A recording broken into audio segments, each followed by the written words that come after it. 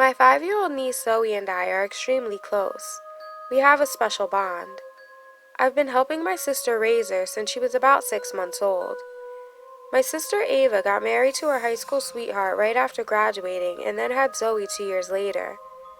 I was only 15 at the time she was born, but when Zoe's father left my sister, me and Mom helped out as much as we could. My mom was a single mother and raised me and my sister by herself. I don't remember my father.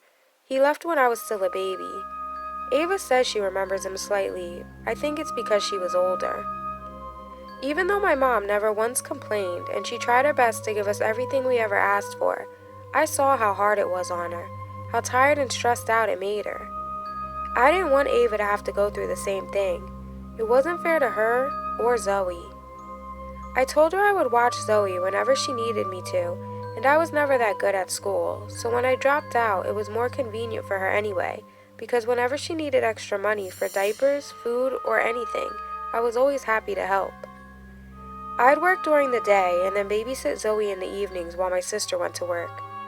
I hated the fact that she worked the night shift, but she insisted on it because it paid more and she liked the fact that she wasn't missing out on spending time with Zoe since she went to bed a few hours after her shift started anyway. When I was 18, I got my GED and moved into a house across town with 2 of my friends. It's an old run-down 3-bedroom, 2-bath single-family house with a small backyard. Not too big, but just enough space for the 3 of us. On the first floor is a living room, dining room, kitchen, 2 small bedrooms, and a bathroom. Upstairs is another bedroom with its own bathroom. My friend Tommy lives up there because he pays more rent than me and Victor. That's where I've been living for the past 2 years. But things have been hard lately. 9 months ago, my mom got real sick all of a sudden. She's one of those people who refuses to go to the doctor, but after Ava practically drug her there, we found out that she had lung cancer. She passed away a month ago. I toss a plate of leftover meatloaf into the microwave and then head to my room to pack a bag. I'm going to my sister's place to watch Zoe tonight. It's pouring down raining. I wish I didn't have to go out in it, but Ava doesn't like to drop Zoe off over here at my house. She's only ever done it a few times, and the last time she did, she called me the following morning in an uproar because Zoe and all of her belongings returned home smelling like cigarette smoke. That's because my roommate Victor smokes the things like a chimney. Of course, I would never let him smoke around my niece, but like I said, she hardly ever comes over, so he smokes in the house, and now everything has a smoky odor to it. My sister was so furious that she hasn't let Zoe come back over in months. Honestly, I don't think she ever will. I mean, I understand why she was so angry. Our mom did just die from lung cancer. After that, I asked Victor to please not smoke inside anymore unless he did it in his own room. I grab a pair of sweatpants along with a few other things in case I decide to just spend the night over there. Then I stroll back to the kitchen to eat my dinner before I leave. When I get to Ava's apartment, she answers the door with a huge smile.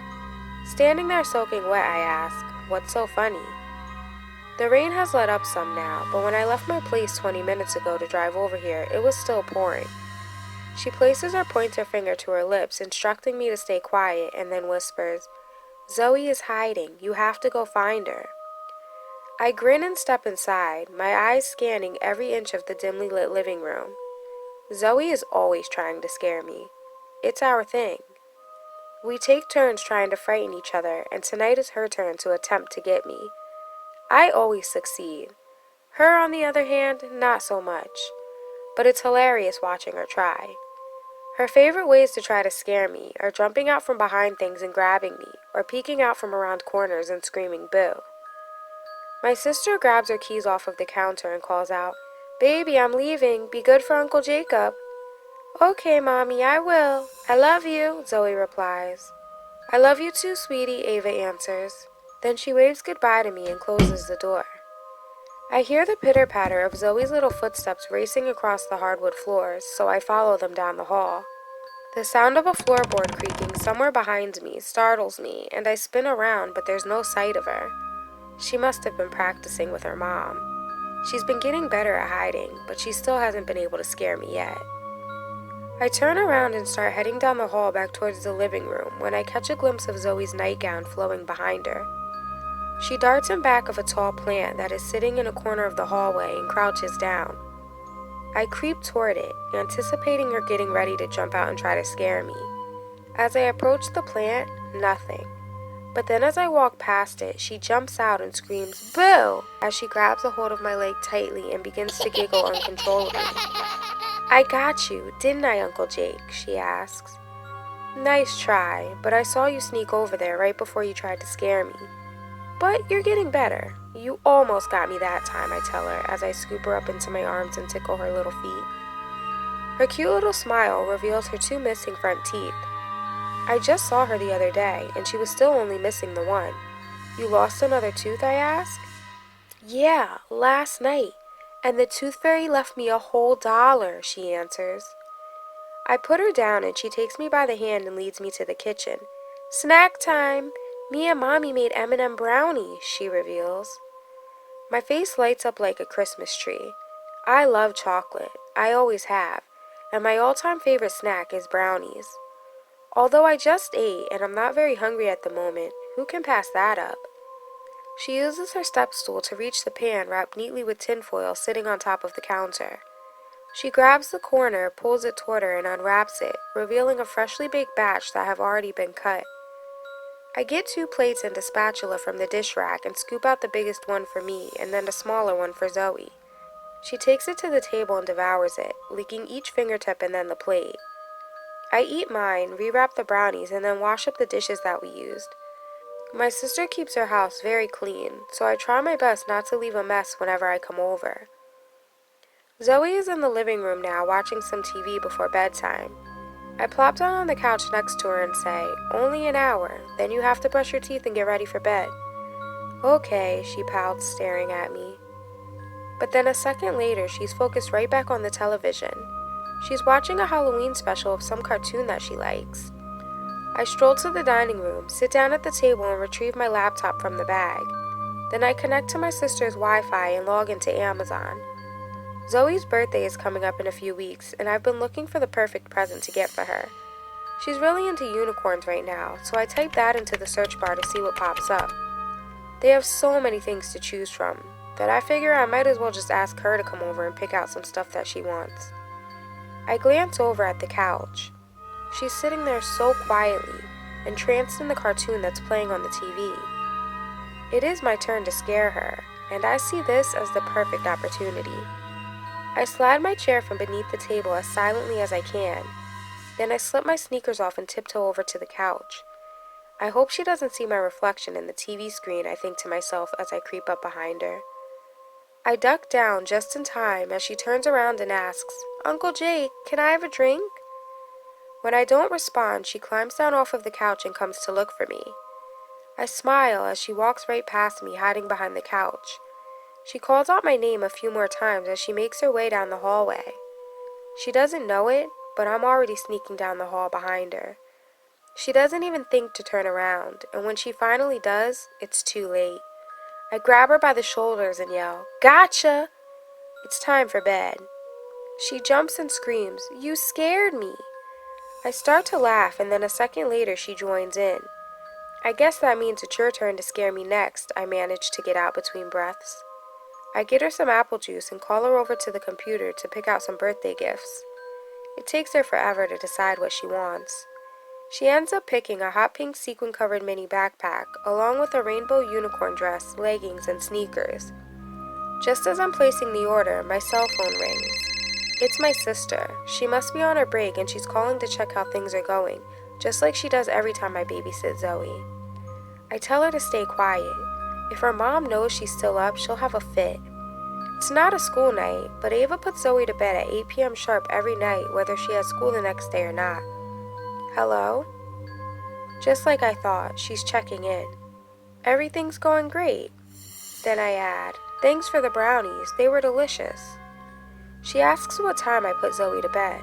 I tell her, 8 o'clock, just like always. We had some brownies, she watched an episode of one of her shows, and then I let her pick out a few things off of Amazon for her birthday. She asks if I can stay a few extra hours with Zoe. Her boss offered her some overtime, and she's been trying to get as much as she can so that she can get Zoe a nice birthday gift. Sure, I say. I hang up and tell Zoe that now it really is time for bed. So she brushes her teeth, I read her a story, and then tuck her in. As I'm on my way out the door, she asks me to keep it cracked open and to leave the hallway light on. I don't want you sneaking in here to scare me tonight, she says. I question, are you sure it's not so that you can sneak out easier and try to scare me? Not even bothering to answer my question, she closes her eyes and snuggles up under the covers. An hour later, I go to check on her, and she's fast asleep. I guess I don't have to worry about her trying to scare me tonight, I think to myself as I turn off the hallway light. The next morning, I awake to the sound of my sister in the kitchen making breakfast. She offers to make me a plate if I'd like to stay, but I decline and get ready to head home. I have some errands to run before I have to go to work later. I peek into Zoe's room before leaving to say goodbye, but she's still asleep, so I close her door softly. I won't have to watch her for the next 2 days unless Ava picks up some extra shifts. I run the few errands that I need to before going to pick up my girlfriend Tiffany. We have plans to go out to lunch before I have to go to work later. We've been dating for a little over 2 years now. We both have full-time jobs and don't get to see each other as often as I'd like, but we've managed to make it work. A lot of my spare time is spent babysitting Zoe, and Ava doesn't have a problem with me bringing Tiffany around when I do watch her. She's actually the one who introduced us. They work together. But Zoe doesn't like Tiffany. Let me rephrase that. I don't think it's so much that she doesn't like her. I think it's more so that she enjoys the time that we spend together. Just the two of us, just the way it's always been. So when Tiffany started coming around, I think it made Zoe feel a little jealous. I pull up in front of Tiffany's apartment complex where she's standing outside waiting for me. She slides into the car and gives me a quick peck on the lips. Come on, we better hurry if you don't want to get stuck in traffic, she warns me as she glances at her watch.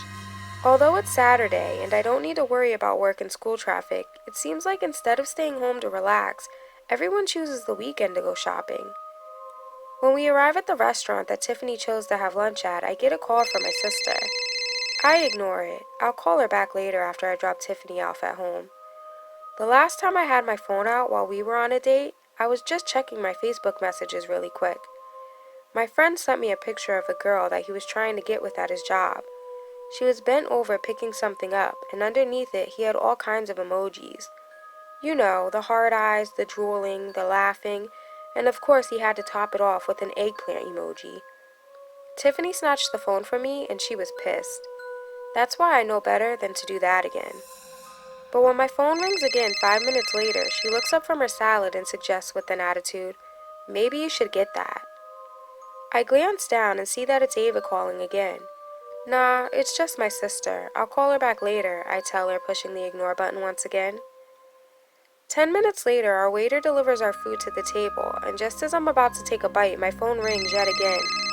Just answer it. It must be important if she keeps calling, Tiffany tells me, rolling her eyes. I pick up. Hey Ava, can I call you later? I'm out at lunch with Tiffany. Uncle Jake?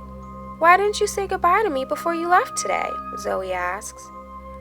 I was in a hurry and you were still asleep, sweetie, I answer. Well, I was just calling to say bye. And I love you, she tells me. I love you too, Zoe. I hang up and apologize to Tiffany. She waves her hand and says, no need to. I think it's cute that you and your niece are so close. It shows me that you'll make a good dad someday. My piece of steak that I'm chewing gets caught in my throat and I start to choke. After a few seconds, it finally slides down and I take a swig of my Pepsi to wash down any tiny pieces that were left behind. Tiffany's comment caught me off guard. She's never said anything before that has given any hint to the fact that she wants kids. I clear my throat and ask, I didn't know you wanted to have kids. She stares at me shocked. Of course I do. Not anytime soon, but one day. We finish lunch and I drop her back off at her apartment before going home and getting ready to go to work. When I get off, it's close to midnight, but Tiffany calls to ask if she can come over to my place for the night. I'm exhausted, but how can I tell her no? Sure, I'm on my way to pick you up now, I say as I slam the car door. After getting Tiffany, we stop at the gas station around the corner from my place to pick up some snacks and drinks. I know I just bought some the other day, but my roommates usually raid the kitchen and scarf down anything they can find whenever they've been smoking, which is almost every day. As soon as we get inside, Tiffany changes into her pajamas and cuts on the television in my room while I hop in the shower. When I return, she's already fast asleep, which is fine by me because that's what I plan on doing the very second that my head hits the pillow. Tiffany wakes me up the next morning and asks if I can go get some breakfast. So I get dressed and get ready to drive to McDonald's to pick up some McGriddles, but my car doesn't start. This is just great because I'm the only one at the apartment who has a car. Now I'll have to call Tiffany an Uber later when she's ready to go home. I can't imagine what could be wrong with it now. I just got this damn thing fixed last month so that it could pass inspection. Luckily, McDonald's is close enough that I can walk. After picking up breakfast for everyone, my roommate Tommy heads out to go to work. Tiffany says that she'll stay until later tonight since she doesn't have to work today, and my other roommate Victor doesn't have a job. He spends most of his time sitting around smoking weed, writing raps, or playing video games, which is what he's doing right now. His parents pay his portion of the rent and bills. I guess they'd rather do that than have him living in their house getting on their nerves. We sit around the house the rest of the day because we have nothing else to do. The mechanic shop is closed until Monday. Around 5 p.m., I get ready to call an Uber for Tiffany when I get a call from my sister. "I'm sorry, I know this is last minute, but can you watch Zoe for me tonight? Someone called out and they asked if I could fill in. It's okay if you can't, but I could really use the money." I tell her that I have no problem watching her, but my car broke down earlier today and I have no way to get over there. I ask her if she can pick me up. She complains because my place is right near her job, so if she comes all the way over here to pick me up and then drives me back to her place, she'll end up going in late. "It's fine, never mind. I'll just tell them that I can't come in tonight," she tells me, frustrated. "Wait, what if you bring her over here?" I ask. "I don't know," she answers apprehensively. "You know I don't like her around your roommates. They're a bad influence on not only her, but you too." I don't respond to her remark. Instead, I say, "Tiffany is here. She was just about to leave, but maybe she can stay and help me babysit. I promised to keep her away from Victor, and Tommy's not even here. He had to work." The line goes silent for a minute. "Ava, are you still there?" She lets out a sigh. "Yeah, I'm here. All right, I guess she can come over. But you better not let Victor smoke anywhere around her. That means cigarettes or weed," she adds, making her point clear. "I promise," I say. "Anyway, he doesn't even smoke weed anymore. He can't afford it now that his parents stopped giving him money," I tell her. Tiffany and I straighten up the house while Victor continues to sit around and play video games. 20 minutes later, the doorbell rings. When I open it, "Boo!" Zoe yells and giggles. She's standing there in her nightgown, wearing the wolf mask that I gave her last Halloween. My sister threw a Halloween party last year, and I had been so busy that I didn't have a chance to go get a costume. So after work that night on my way to the party, I stopped at CVS and grabbed the wolf mask. They didn't have much left to choose from. It was the only decent thing I could find, plus it was half price with it being Halloween night. I scared the hell out of Zoe that night with it. She asked if I could get her one just like it, so I gave her mine. I remember telling her, "The day that you scare me with this, I'll take you to Chuck E. Cheese." Her mom refuses to take her there. She says it's nothing but a waste of money. Zoe's been trying to scare me with it ever since. That's what started the whole thing with us trying to scare each other all of the time. Chills run through me as I look at her standing there. A pair of headlights slice through the darkness from somewhere in the distance. The faint glow shining behind her makes me think of the wolf from Little Red Riding Hood after he dresses up in Granny's nightgown trying to trick the girl. I find the darkness strange. Living in the heart of the city, I've grown used to having the warm orange glow of street lamps outside my window. Tonight, there is a blackness that I don't recall ever seeing before. When I tilt my head toward the sky, I can clearly see millions of bright stars, yet none of that light seems to filter far enough down to make any difference when I turn my eyes away. I flick on the porch light and peer past her, searching for my sister's car. "Where's your mom?" I ask her. It's not like my sister to just drop her off without either coming inside or at least waiting for me to answer the door. She pushes past me and runs inside without answering. I shrug it off. Maybe Ava did just drop her off. She was in a hurry, and she probably knew Zoe wanted to give me a scare. I close the door and head into the kitchen where Tiffany is standing at the sink washing dishes and Zoe is sitting at the table.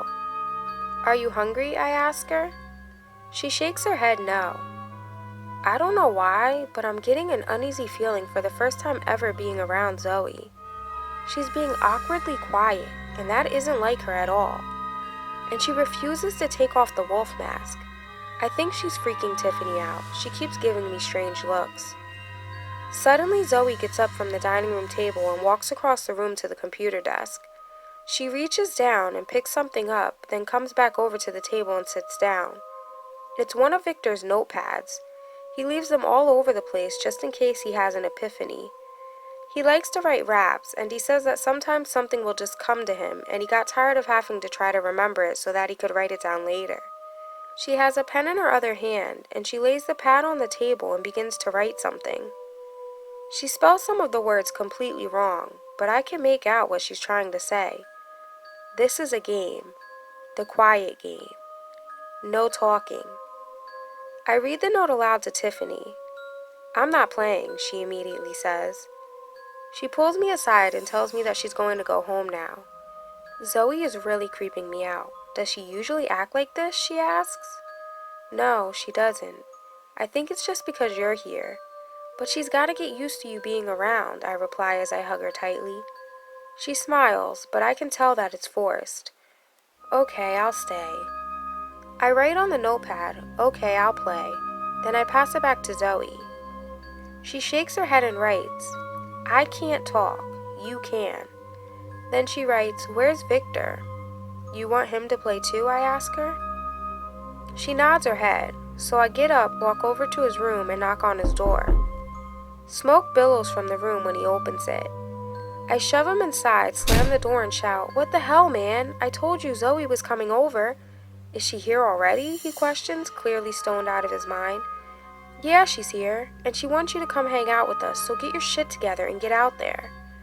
Then I add, open a window and spray some damn Febreze too. When Victor finally comes out to the living room, I ask Zoe what she would like to play. She walks over to the bookshelf in the corner, bends down, and takes something from the bottom shelf. She returns with the game Candyland. It's one of her favorites. Victor, Tiffany, and I all kneel down around the coffee table as Zoe sets up the game board. We play 3 times. Victor wins the first time, Tiffany wins the second, and when she wins again the third time, Zoe gets very angry. She balls her hands up into fists and slams them down onto the game board, sending the game pieces and cards flying. Zoe, what has gotten into you? I ask. She doesn't respond. She's just standing there, staring at Tiffany, and although she's still wearing the mask, I just know that she's glaring at her under there. Victor gets up and tells us that he's going to bed. I know he's lying, but I think he said it just so that Zoe's feelings weren't hurt that he left. Tiffany gets up and starts cleaning up the game. Okay, time for bed. Go brush your teeth, I tell Zoe. As she heads down the hall to the bathroom, I call after her, and you have to take that mask off. I help Tiffany finish cleaning up the game. When Zoe comes back in to say goodnight, she's still wearing the mask. That's when I notice that the bottoms of the wolf's teeth are red. I approach Zoe to examine it closer. It looks like she colored them with red crayon. I'm not sure if she just did it now, or if it was like that when she got here. Zoe, take the mask off. It's time for bed. She shakes her head no. What has gotten into you tonight? Take it off now, or I'm going to call your mom. I can tell that Tiffany is fed up when she marches over to Zoe. Jake, you're the adult here. She grabs the top of the wolf mask and attempts to snatch it off of Zoe's head, but before she can get it off, Zoe grabs the bottom and yanks it back down. Your Uncle Jake said take it off now, Zoe, she screams at her. Zoe runs out of the room, down the hall to my bedroom, and slams the door. Tiffany is irate. Calm down, it's just a mask, I tell her. I'm mad too, but not because Zoe won't take off the mask. That's not a big deal. What I'm upset about is the fact that she's disobeying me in the first place. She's never acted like this before. Tiffany and I decide to sit down and watch a movie, so I ask her to make some popcorn and pick the movie while I go read Zoe a story and tuck her into bed. I'm not sure if Zoe is asleep already or if she's still playing the quiet game, but when I ask her if she wants me to read her a story, she doesn't answer. So I just tuck her in and head back to the living room. "That was fast," Tiffany says when I return. "She was sleeping," I reply. "Are you sure?" Tiffany asks. "Yeah," I tell her. While she's pouring the popcorn into a bowl, I grab 2 cans of soda and head over to the couch. Tiffany falls asleep during the movie, and when it's over, I check on Zoe before going to take a quick shower. I'm only in there for about 10 minutes. I'm drying off when I hear the sound of someone choking. I shrug it off, assuming Tiffany woke up, rewound the movie, and while she was eating popcorn, a loose kernel must have gotten stuck in her throat. It happens to me all the time. But when the coughing doesn't stop a minute later, I throw on my clothes and go to check on her. On my way out of the bathroom, I hear Tiffany scream something. She seems to be alright now, but I still ask, "Are you okay? I thought I heard you choking." She shakes her head. "No, I wasn't. I was sleeping. I just woke up." "Well, then what did you yell for?" I question. She points at the coffee table. The Candyland game is set up again. The red game piece, which is the one that Zoe had been playing with earlier, is standing on the last square, declaring her the winner. One of the pieces is missing. The other 2 are knocked down, lying on the board, and the game cards are strewn across the floor. "I know we cleaned it up," Tiffany says, surprised. "Yeah, we definitely did," I agree. Instantly I think Zoe must have woke up while I was in the shower, and this is her playing a prank on Tiffany, so I head to my room to check on her again. I open my bedroom door and find Zoe still lying snugly under the covers, fast asleep. I return to the living room and tell Tiffany, "Zoe's still sleeping." "Maybe she's faking," she answers. That's when I notice that the music I heard coming from Victor's room when I got in the shower is no longer playing. I glance at my watch. 8:24. It's too early for him to have gone to bed. As I start to walk toward his room, I swear that I hear Zoe giggle. Tiffany grabs my hand tightly. The TV volume gets louder as we approach Victor's room. I knock. "Hey Victor, are you in there?" When I get no response, I push the door open, peek inside, and call out his name again. I remain in the doorway, but can see that he's sitting in front of the TV in his gaming chair. I think he's asleep because the game controller is beginning to slide from his left hand. "Victor! Victor!" I whisper. When he doesn't answer, I let go of Tiffany's hand and walk over to him. He's slumped over in the chair. When I sit him up, I jump back in alarm. I can clearly see by the size of the bulge in his throat that he choked on something. After asking questions and getting no response from me, Tiffany has made her way over. She's crying and repeating, "Oh my God, oh my God, oh my God," as I'm trying to save him. I stick my finger in his mouth and try to scoop the object from his throat to clear his airway. After a few tries, I finally get it. It's the missing game piece that belongs to the Candyland game. The blue one, which is the one that Victor was using earlier tonight when he beat Zoe. Now that I've gotten it out, I can see that he's not breathing. "Call the ambulance," I yell to Tiffany. All I can hear her say is, "I don't have my phone on me. It must be in the living room," followed by footsteps running down the hall. I proceed to give him CPR and chest compressions, but after 3 minutes pass by, I realize he's not coming back. I pick up the game piece that I dropped on the floor, wondering, how in the hell could he have choked on this? My eyes come to rest on the notepad that was sitting on his lap when we came into his room. Now it's lying on the floor. It must have slipped off when I laid him down to do CPR. My breath gets caught in my throat when I pick it up and start to read. It says, "I always win." I recognize the handwriting, and it wasn't Victor who wrote it. Zoe did. It falls from my hand as I race out of his room and across the hall to my bedroom. I have to find out what's going on with her. She couldn't have done this. I bust through the door and find my bed empty. Zoe's nowhere in my room, and when I call her name, she doesn't answer. I search the entire house for Zoe and don't find her. That's when I realize that Tiffany is gone too. She never came back from the living room with her phone to call the ambulance. The only other place I can think of that Zoe could be is outside in the backyard. She loves to play on the old rickety swings and slide back there that are practically falling apart and that have been here since I moved in. So I head outside to go check if she's out there, when a note taped to the door brings my body to a standstill. It says, "We are still playing the quiet game. Now you can't talk." Suddenly I hear a woman's ear-deafening screams coming from outside. I grab the doorknob and twist and turn it, but it just keeps spinning. My heart starts pounding. I just know those are Tiffany's screams. As I'm banging on the door like a maniac, I hear Zoe giggling on the other side of it. The palms of my hands start to throb from banging so hard, so I go back to trying to turn the doorknob again, but it's still doing the same thing. It must be broken. The sound of my heart pounding is so loud now that I can hear it pulsating in my ears. Then I realize that the only reason I can hear it is because the screams have stopped. A horrible feeling washes over me. I turn and dart down the hallway to try the back door, but that doorknob too does the same thing. I look around in a panic, searching for another way out of the house. I unlock a window and attempt to pull it open, but it doesn't budge. This old damn house, they're probably painted shut. I grab a chair from the dining room, smash out a side window, then climb out and tumble into the grass. I rush around the corner of the house to the backyard. That's where I find Tiffany. She's hanging from the swing set by the swing's chain, her body swaying in the wind. There's a note taped to the front of her sweater.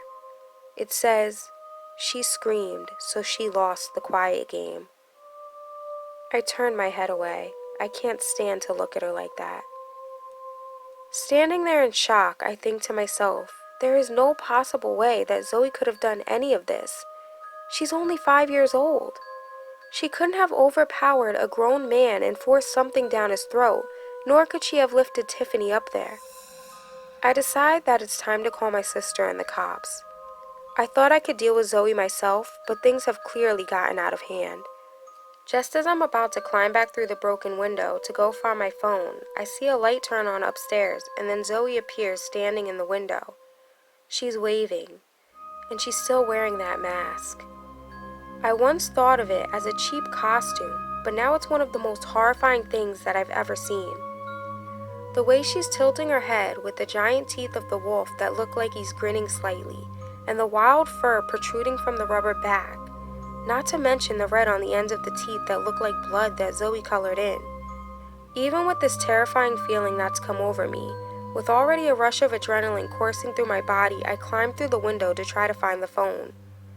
I swear I left it on the table in the dining room, but it isn't there. I go to search for it. I'd be happy to find any phone at this point. I enter the kitchen and check the countertops. I doubt it's in the cabinets, but I decide to check there anyway. It could be Zoe's idea of a prank if she did actually take it. As I'm bending down to search the lower cabinets, my heart just about stops when her giggles flood my ears. They're followed by the pitter-patter of tiny footsteps. I freeze, trying not to make a sound. The giggling grows louder. It's as if it's coming from every direction. I grab a knife from the knife block sitting on the counter before tiptoeing to the living room to check if I left my phone in there. Even if mine isn't there, maybe Tiffany's is. She had said that's where she left it. The kitchen had some light, but only because the moon was shining through the windows in there. The living room is pitch black.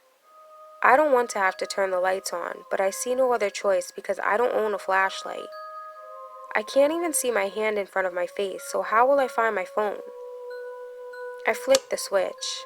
The power's out. The fuse box is upstairs in Tommy's room. I stick my hands out in front of me to feel my way around. I nearly knock over a lamp, but somehow manage to catch it before it crashes to the floor. I make my way down the hallway. As I pass by Victor's room, sadness washes over me. We were best friends since grade school. My foot bangs into the bottom stair when I make it to the end of the hall. Sweat is pouring off of me. Zoe's giggles echo throughout the house, making it impossible for me to pinpoint her exact location. I grab a hold of the banister tightly and dash upstairs as fast as I possibly can. When I reach Tommy's room, I slam and lock the door. There's a decent amount of light shining through his curtains up here, enough to at least reset the fuses. I locate the fuse box on the back wall. Since our house is so ancient, we have one of those really old fuse boxes with the screw-in fuses. I make my way over to it, and that's when I see that all of the fuses have been pulled out and they are lying on the floor. Taped to the fuse box is another note from Zoe. It says, "Did I scare you yet, Uncle Jake?" How I'm feeling right now, scared is an understatement. My eyes scan the room. Maybe Tommy has a flashlight somewhere up here. I pull out his bedside table drawer and find my phone, along with Tiffany's and Victor's, lying right on top of some of Tommy's dirty magazines. The screens are all smashed. Theirs won't even cut on. Mine does, but only for a few seconds.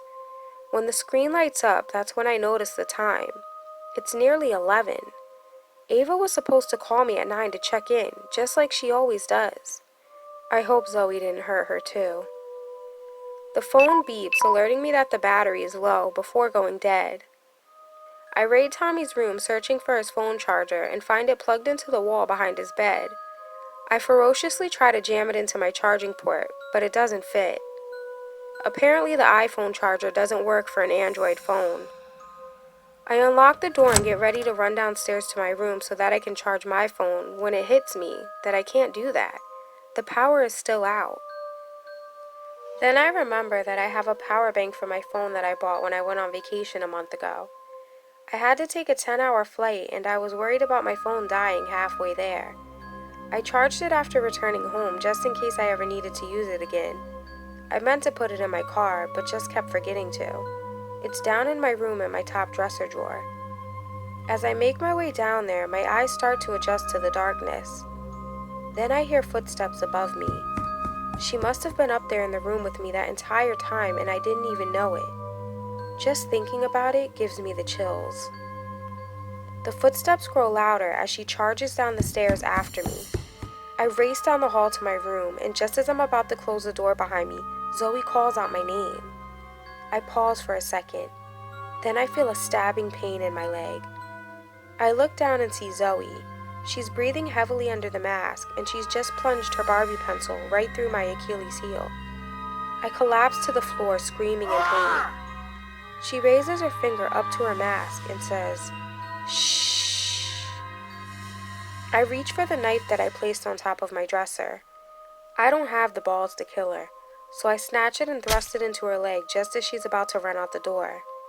I expect her to collapse to the floor, cry out in pain, something, but it doesn't affect her at all. I let go of the knife. It's still sticking out of her leg. She's standing in the hallway outside of my room now. She takes a few steps back and giggles as she pulls the knife from her leg. Then she raises her hand in the air and lunges toward me just as I slam the door. There's no lock on my door, so I push my dresser in front of it to block her from getting in. She's banging on it and pushing the dresser. So I lean up against it, pushing back with all of my weight.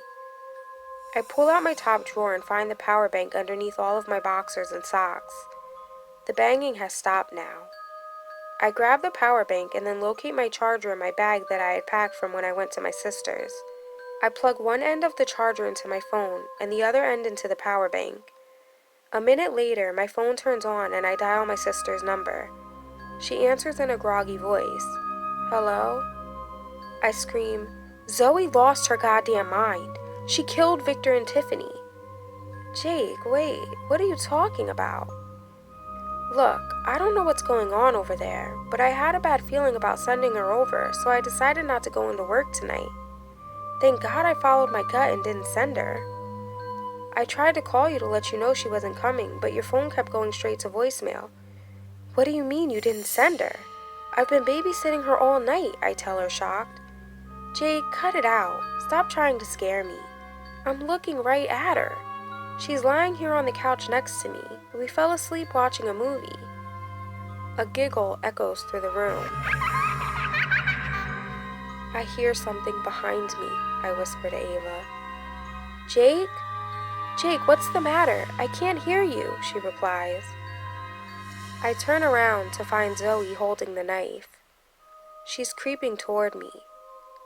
While starting to pull the wolf mask off, I would say that she finally scared me, but that thing isn't Zoe.